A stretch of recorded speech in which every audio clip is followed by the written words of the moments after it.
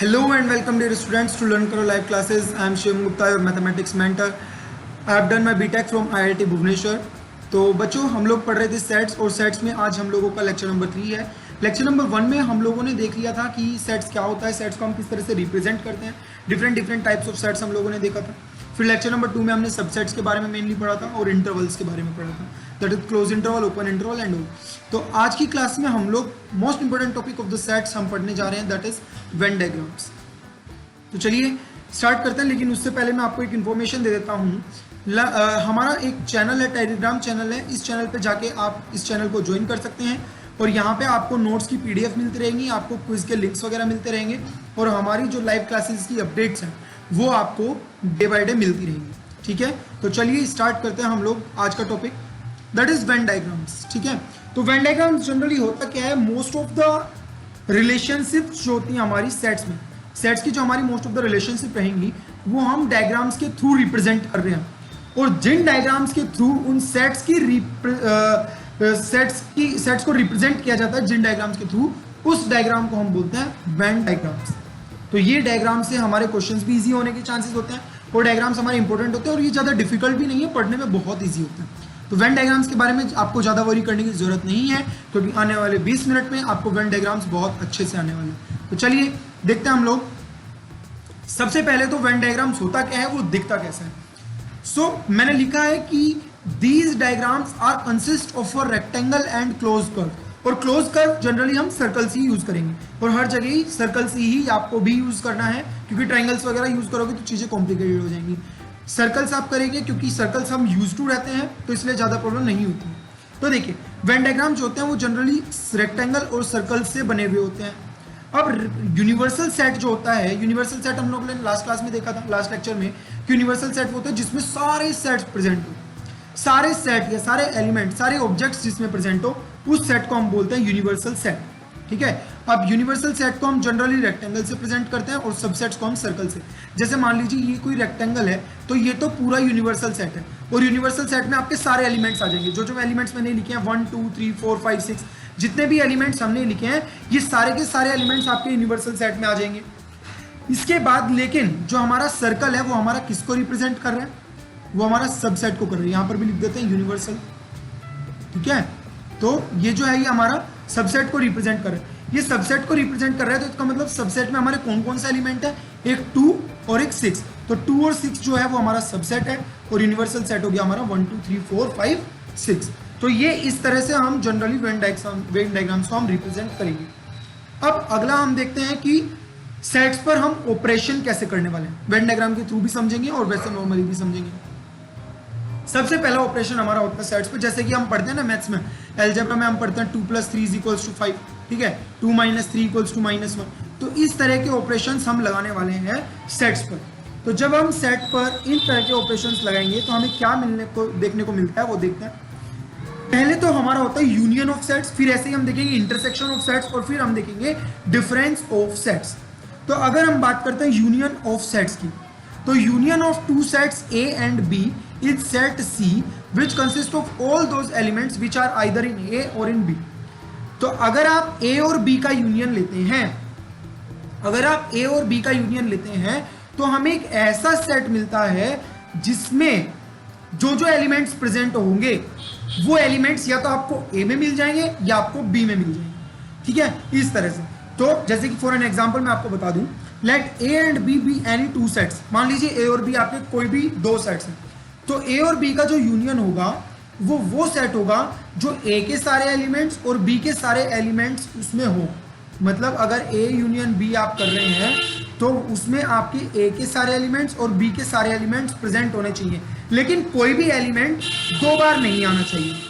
कोई भी एलिमेंट 2 बार नहीं आना चाहिए. ठीक है, तो उसे हम केवल एलिमेंट को एक ही बार लेना है और इसे यूनियन को रिप्रेजेंट करने का सिंबल होता है हमारा ये U से. इस सिंबल से हमें इसे रिप्रेजेंट करते हैं. यानी कि A और B का यूनियन अगर हमें लेना है तो A यूनियन B को हम इस तरह से लिखते हैं. फॉर एन एग्जाम्पल मान लीजिए A आपके पास 2 4 6 8 ये गिवन है, B आपके पास 6 8 10 12 ये गिवन है. अगर आपको A यूनियन B निकालना है तो मतलब हमें क्या लेना पड़ेगा, सबसे पहले 2 4 6 8 इसके एलिमेंट्स लिख दीजिए.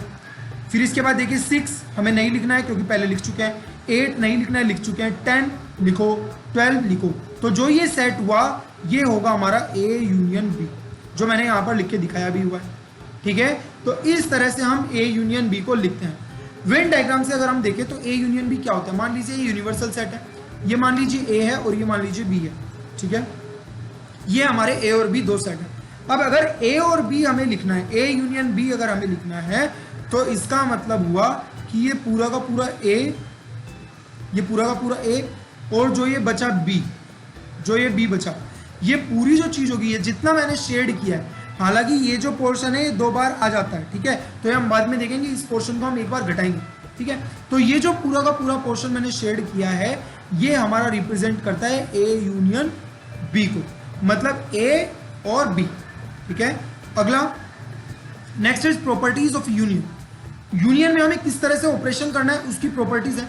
जैसे कि मान लो A यूनियन B होता है, वो B यूनियन A के बराबर होता है, ये हम देख सकते हैं। ये क्यूमुलेटिव लॉ हम बोलते हैं कि हम एक दूसरे को रिवर्स कर सकते हैं। अगला क्या है, एसोसिएटिव लॉ, मतलब A ब्रैकेट्स की पोजीशन आप लोग चेंज कर सकते हैं, कोई प्रॉब्लम नहीं होगी।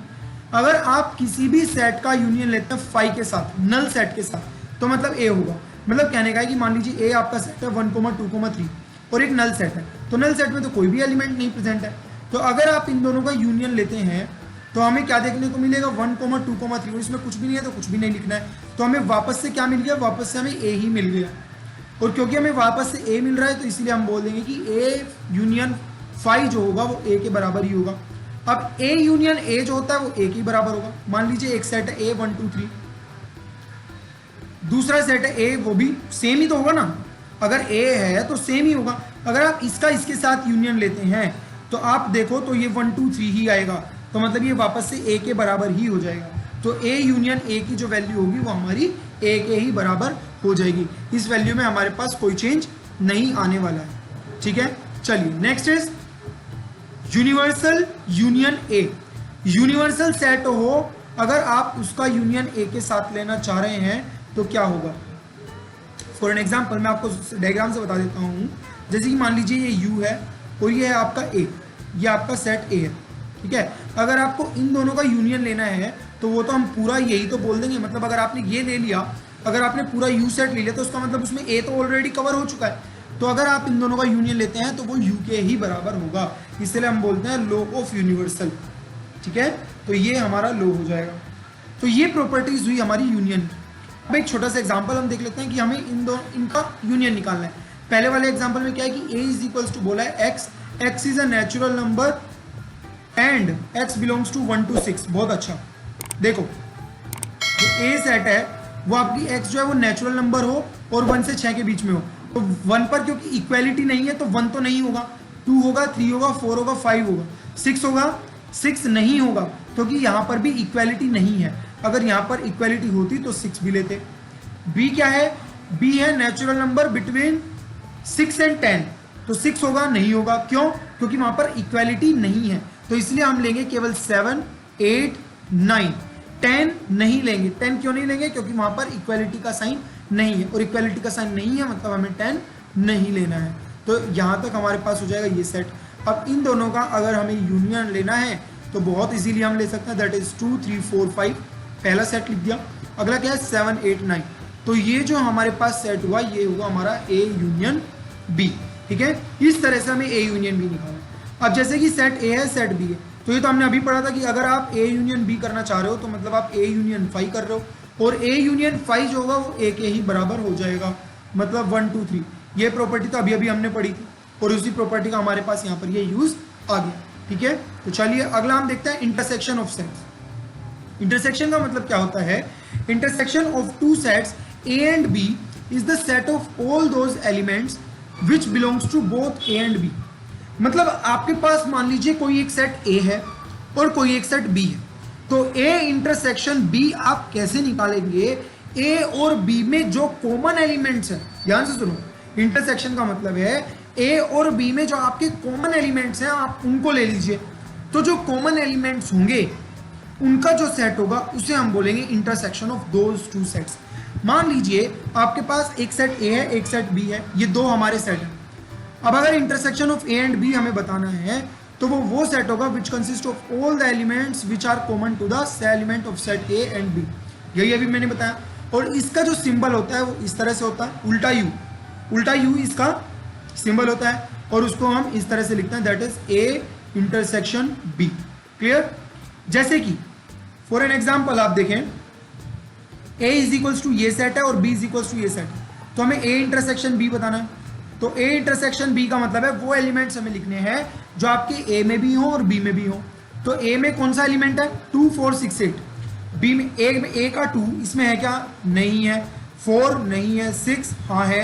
8 भी है। ठीक है, तो 6 और 8 जो होंगे वो इन दोनों में कॉमन एलिमेंट्स हैं, तो इसलिए ए इंटरसेक्शन बी जो होगा वो 6,8 हो जाएगा। तो इस तरह से हमें इंटरसेक्शन निकालना है सेट्स का।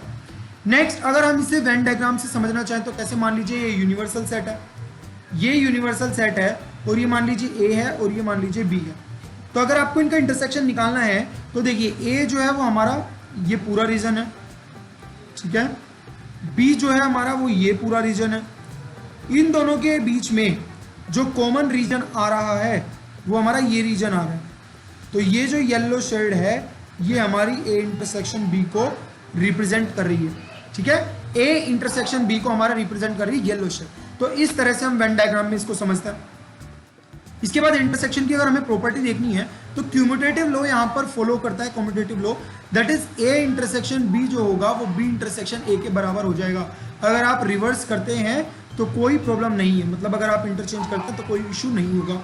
अगर आप A intersection B intersection C लेते हो तो हम यहाँ पर ब्रैकेट्स की पोजीशन चेंज कर दें तो भी कोई फर्क नहीं पड़ेगा, मतलब ब्रैकेट्स की पोजीशन चेंज करने से हमारे पास कोई प्रॉब्लम नहीं है। तो आप ब्रैकेट्स की पोजीशन इजीली चेंज कर सकते हैं, इसीलिए हम इसको एसोसिएटिव लॉ बोलते हैं। ऐसे ही अगर आप नल सेट का इसके साथ इंटरसेक्शन लेंगे, मान लीजिए कोई सेट ए है 1 2 3, ठीक है, अब आप उसका नल सेट के साथ इंटरसेक्शन ले रहे हैं तो ए इंटरसेक्शन 5, देखिए 1 इसमें है क्या? नहीं है। 2 इसमें है क्या? नहीं है। 3 इसमें है क्या? नहीं है। तो मतलब कोई भी सेट नहीं है, तो ये ब्लैंक सेट होगा। तो इसका मतलब इनका इंटरसेक्शन जो होगा वो 5 के बराबर हमारा हो जाएगा, तो नल सेट ही होगा इनका इंटरसेक्शन।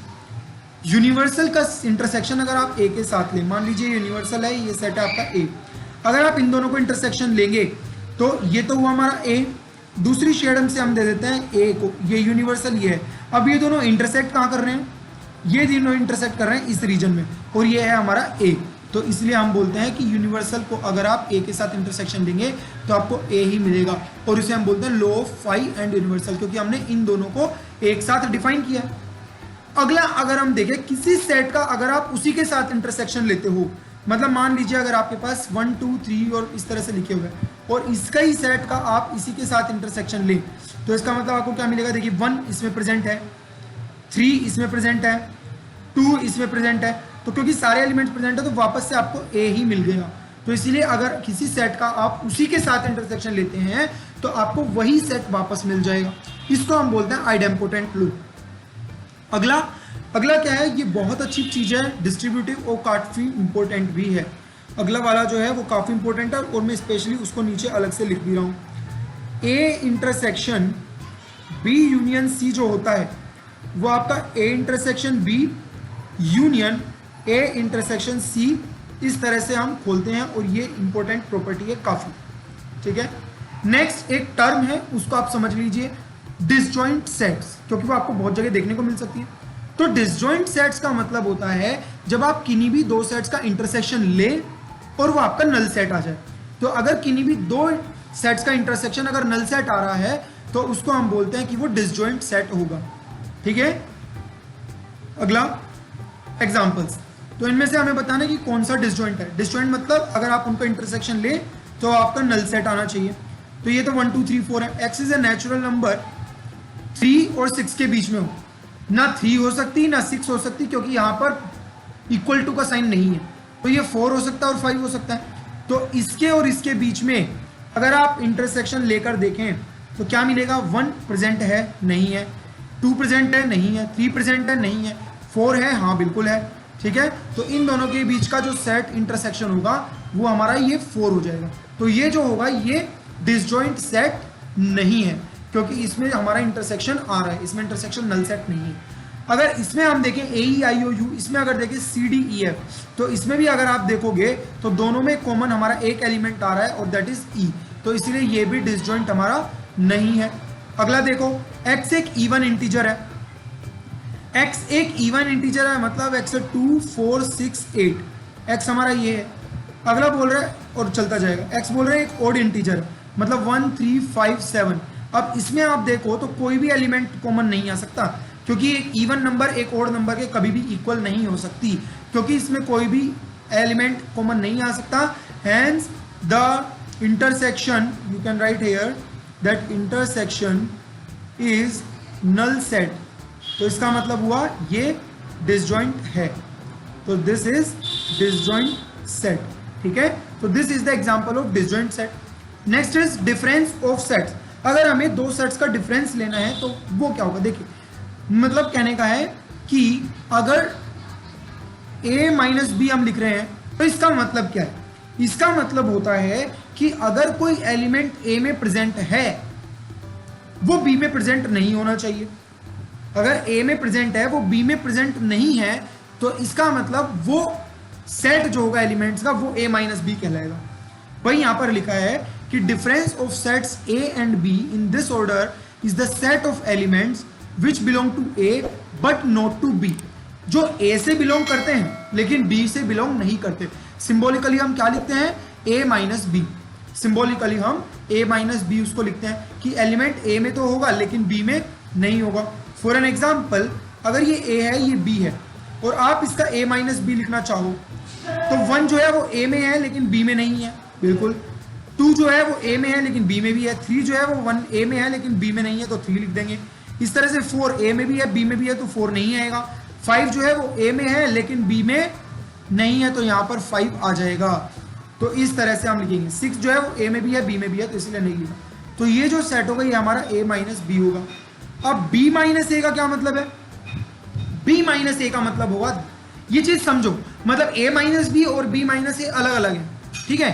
a माइनस बी का मतलब है a में प्रेजेंट है लेकिन b में नहीं है, तो b माइनस ए का क्या मतलब होगा कि b में तो प्रेजेंट है लेकिन a में प्रेजेंट नहीं होगी, तो b में प्रेजेंट है ऐसी कौन सी चीज है, 2 तो a में भी है, 4 तो a में भी है, 6 तो a में भी है, 8 ऐसा है जो b में है लेकिन a में नहीं है, तो b माइनस ए जो होगा वो सेट a हो जाएगा, ठीक है।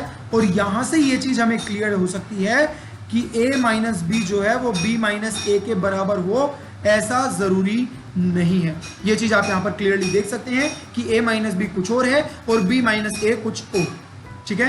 तो आई होप ये समझ में आ रहा है डिफरेंस। नेक्स्ट हम कुछ एग्जांपल देख लेते हैं डिफरेंस के ऊपर। मान लीजिए x आपका सेट है ए बी सी डी और y है हमारा एफ बी डी जी, ये हमारे सेट्स दे दिए, ठीक है। अब ये सेट अगर दिए तो फर्स्ट एग्जांपल हमें लिखना है x minus y. x minus y मतलब x में हो लेकिन y में ना हो, तो x में a है लेकिन y में है क्या, नहीं है। b x में है लेकिन y में है क्या, बिल्कुल है, तो b नहीं लिखेंगे। c x में है लेकिन y में नहीं है, d x में है लेकिन y में भी है, तो इसीलिए a और c ये जो सेट होगा ये x माइनस वाई होगा। y माइनस एक्स का क्या मतलब हो कि y में हो लेकिन x में ना हो, y में हो लेकिन x में ना हो, ऐसा कौन सा है, देखिए f y में है लेकिन x में नहीं है, b y में है लेकिन x में भी है, d y में है लेकिन x में भी है, g y में है लेकिन x में नहीं है, तो f, g वो होगा जो y माइनस एक्स को रिप्रेजेंट करेगा, और x इंटरसेक्शन y क्या होगा, जो x में भी हो और y में भी हो, ठीक है। तो x में है क्या, y में है, नहीं है, तो नहीं आएगा। b जो है x में है y में भी है, बिल्कुल सही है। c जो है x में है y में नहीं है, और ये जो d है वो x में भी है और y में भी है, तो यहाँ पर ये आ जाएगा हमारा b, d। तो ये जो एलिमेंट हो जाएगा ये हमारा x इंटरसेक्शन y को रिप्रेजेंट करेगा। So this is all about the difference of sets. तो आज के लेक्चर में हमने सबसे पहले क्या देखा, सबसे पहले हमने वेन डायग्राम्स देखे कि वेन डायग्राम क्या होता है, किस तरह से हम वेन डायग्राम को रिप्रेजेंट करते हैं। अगला हमने देखा सेट्स में हम ऑपरेशन क्या क्या लगाते हैं, जैसे कि यूनियन ऑफ सेट्स के बारे में हमने उसकी वेन रिप्रेजेंटेशन देखी, उसके बाद हमने उसकी कुछ प्रॉपर्टीज देखी और छोटे बहुत दो न्यूमेरिकल्स देखे। उसके बाद इंटरसेक्शन ऑफ सेट्स देखा कि अगर हम दो सेट्स का इंटरसेक्शन लेते हैं तो हम कैसे करेंगे। इंटरसेक्शन ऑफ सेट्स के बाद हमने इंटरसेक्शन ऑफ सेट्स को हम वेन डायग्राम से कैसे रिप्रेजेंट करते हैं वो हमने देखा। उसके बाद हमने इंटरसेक्शन की प्रॉपर्टीज कुछ देखी, और फिर उसके बाद हमने इंटरसेक्शन के छोटे छोटे 2 एग्जांपल्स देखे। फिर हमने देखा डिफरेंस ऑफ सेट्स, अगर 2 सेट्स का हम डिफरेंस ले रहे हैं तो कैसे करेंगे, और फिर हमने एग्जाम्पल देखे डिफरेंस ऑफ सेट्स के। तो ये इस लेक्चर में हम इतना ही कवर करेंगे, बाकी हम नेक्स्ट लेक्चर में कवर करेंगे। तो आप हमारे साथ जुड़े रहिए और देखते रहिए। सेट्स अभी चलता रहेगा, और इसके हम ऑलमोस्ट आई थिंक 2 या 3 लेक्चर और लगेंगे सेट्स के, तो 2 लेक्चर्स में मोस्टली कवर हो जाएगा ये। उसके बाद हम अगला चैप्टर स्टार्ट करेंगे। So stay tuned, thank you.